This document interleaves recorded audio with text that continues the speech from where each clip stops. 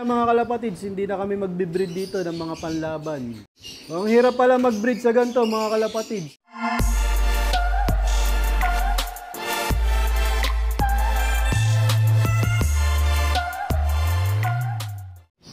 Welcome back mga kalapatids. Siyempre bago tayo tumapak ng loop, tatapak muna tayo dito sa Campion Multicide Disinfectant. Tapos siyempre yung ating mga ginagamit na mga supplements. Produkto ng Campion, mga natural na produkto. Nutrigano, Pure Oregano, Eurolibo, Respower at Nutriwin. Tapos syempre yung ating patoka, kalapatids, breeder mix. Isa-isa na nga naming inaawat yung aming mga breeder, mga kalapatids. Katulad nito, yan. Ilagay na namin sa stock loop. Tapos ito nga, tinanggal na namin yung hen. Ito, lilipat na namin to mga kalapatids. Kasi nga, malaki na yung dalawang anak niya. Ito, hindi na namin nilagyan ng mga paso. Yan. Pinapahinga na namin para hindi malaspag yung aming mga breeder.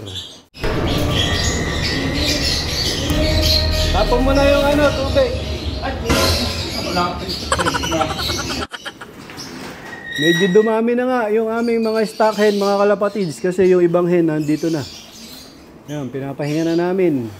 Kukondisyon ulit namin to mga kalapatids para sa susunod na breeding, magamit ulit namin sila. Dito naman tayo sa mga bagong lipat na young bird, mga kalapatids. Lalagay ko ulit sila dito sa landing board.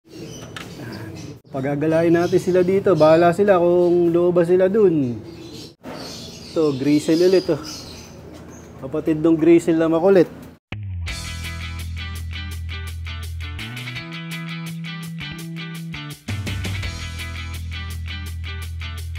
Ayun, nailagay ko na yung aking mga young bird, mga kalapatids. Sasara ko na to para doon sila dumaan sa trapdoor. Tapos mo doon sa yan, sa halaman, sayang. Tumungtong na nga yung checkered white flight na dala ni J. Barba. Yun, buti, bumaba. Mahirap nga pag bagong lagayan dyan tapos biglang umakyat ka agad doon. Minsan napupunta doon sa dulo. Nahihirapan ng bumalik papunta dito sa loop. So yun yung iba, mga nakadungaw sa trapdoor. Diyan lang muna sila mga kalapatids. Maaga pa naman, maya-maya natin sila papapasukin pagkakakain na. Dito ulit tayo sa colony mga kalapatids. Tingin ko nga may pisa na tong pares ni Major Pain mga kalapatids. Natin. Isa nga lang yung may sinilya nito mga kalapatids. O yun, sabi ko na may isang pisa. Ayos. Dito isa lang. Checkered yung inanak niya mga kalapatids. Ito nga ang Le Petit. O yun, lilipat na namin mga kalapatids yung mga pinakay dito. Number 7 pwede na O pwede na rin yan. Yan na mga kalapatids. So dito isa lang yung nililipat namin, iniwan namin to isa mga kalapatids, medyo bata pa to para masubuhan pa nitong tatay. Ayan, brown mga kalapatids, lilipat na namin, papahinga muna namin, kukondisyon ulit namin mga kalapatids para sa susunod na breeding magamit ulit. Iba talaga yung mga breeder na nandito sa colony mga kalapatids. Ayan, katulad dito, yun, mga nakakagala sila dito. Di katulad dun sa 17x30 mga kalapatids, ang liit nung kinikilusan nila. Dito nakakagala sila dun sa aviary tapos nakakaligo, nakakapagpaaraw. Napansin ko nga na iba yung kondisyon ng mga ibon dito sa colony. Kumpara dun sa mga ibon namin dun sa sa mga nasa bird cage. Yan, bumara ko yung ibon ni Master Pogi doon mga kalapatids. Ayun, yung bagong inilipat namin, yung binaklas namin. Yan, teritoryo niya kasi yan mga kalapatids. Yung tuktok na yun, na perch. Siguro naisip niya, nakalaya ulit siya. Sa pagkakakulong doon sa maliit na kulungan, doon nga sa bird cage.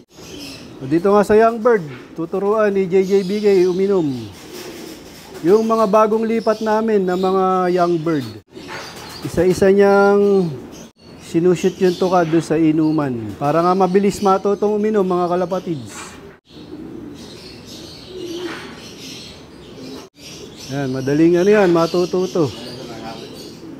Dali na lang makikita yung inuman nila mga kalapatids. Ganyan yung ginagawa namin dito sa aming mga young bird.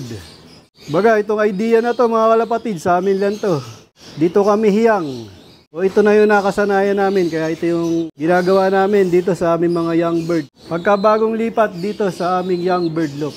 Dito nga sa nilagay namin sa landing board mga kalapatids, bukod pa itong checkered white feather ni J Barba, yung laging lumalabas dito. Dito sa grupo na to, siguro siya yung malakas ang loob. Yung iba, yun, no, sisilip-silip lang.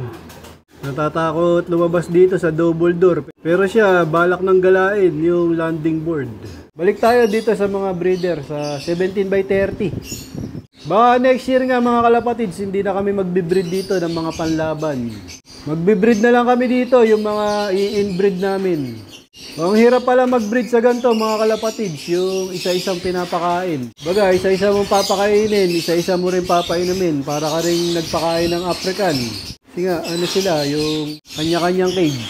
Siguro magbe-breed na lang kami dito pagka mag-i-inbreed kami para siguradong hindi masasampahan ng ibang lalaki yung mga asawa nila. Sanay talaga ako mag-breed sa colony.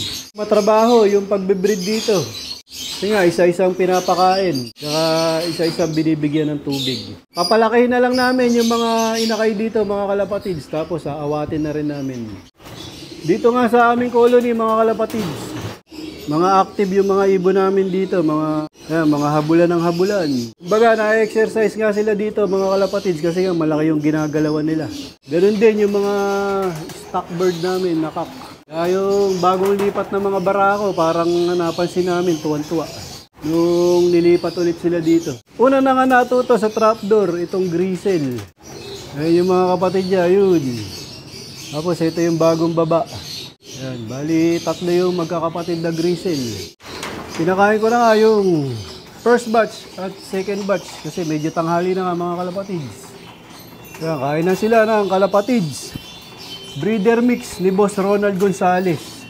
Tapos ito mga pinalabas ko mga kalapatids, papapasukin ko na rin.